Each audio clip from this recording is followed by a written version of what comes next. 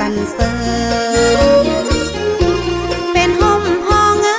นพอทองแผ่กว้างผู้บาสีวิจัยเป็นพระผู้สร้างเป็นที่กล่าวขานเล่าสืบกันมาท่านเป็นตนบุญเป็นตนเมตตา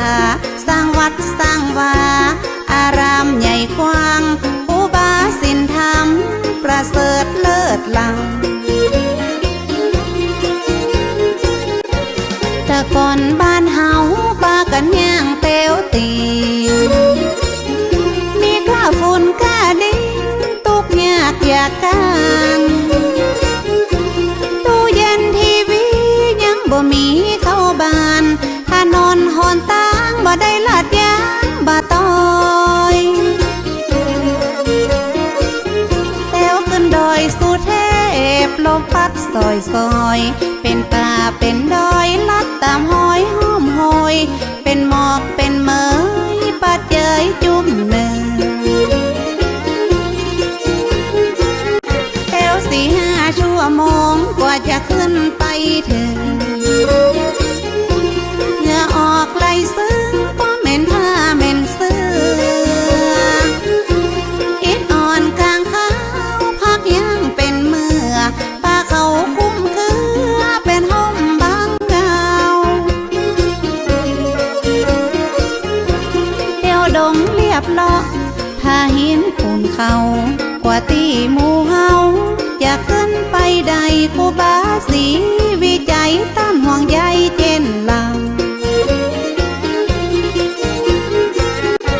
หลวงศรีประกาศได้กราบนมัสการ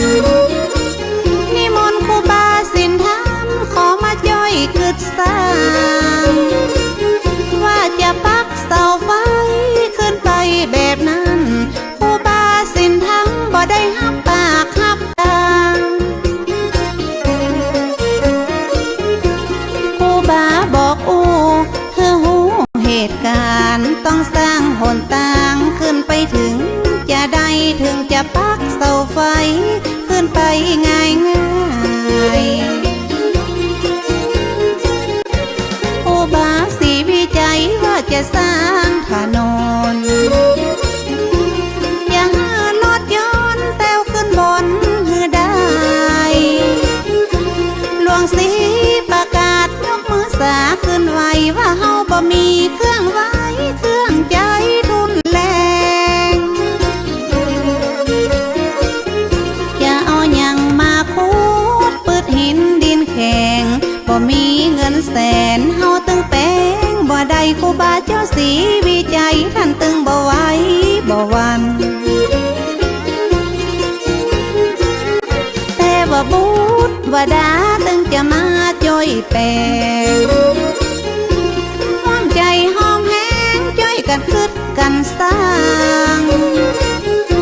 แต่บ่มีเงินเป็นแสนเป็นล้านจ่อยกันคึดสร้างมันตึงจะใหญ่ขึ้นมาได้ปฐมมาเลิก10 นาฬิกาที่9 พฤศจิกา2477แม่นมันครูบาได้เป็นประธานขุดแผ่วทางเริ่มเก่าเอาขอบกมาจอกขุดดินถนนลูกศิษย์ลูกโยมต้อยตามครูบาเจ้าฟันบากทากทางต้นไม้แดงไม่เป่าห้อมห้อยภูเขาเป็นเขตเป็นแดงกำมีดมุยขอบกมาจกแผ่นดินแข็งปั่นเขตปั่นแดนคนละเล็กละน้อยปั่นตาปั่นหอยลัดขึ้นดอยมุ่นจริงจ้อยก กันทุกทากบ่หินบ่พาพาลาตกมาไผ่ตึงบ่ใจหินตึงผัวตึงเมียไข้หัวนั่งยิ้มพาลาตกกิ้งไผ่ตึงบ่จมสักกาคนที่มาจ้อยสร้างบุญต้วยกันบ่หวังเงินหวังคำปิกจอมปิกบานหวังกุศลผลนำสุขบานแต่ลังระยะเริ่มสร้างคนก็ซ้ำบ่หลายห้องเลี้ยงวัวเลี้ยงควายทำนาเกี่ยวข้าวเจ้าแก้วนวรัตน์ก็เป็นห่วงแต่เล่าสงสารครูบาเจ้ากลัวจะเสร็จบ่ตานเจ้าแก้วนวรัตน์เป็นห่วงเป็นหามกลัวว่าหนทางบ่ลุล่วงไปนาสงสารครูบากลัวว่าจะเดือดร้อนครูบาต้านเจ้าว่าบ่เดือดร้อนยังบ่มานบ่น้ำคนจะไหลมา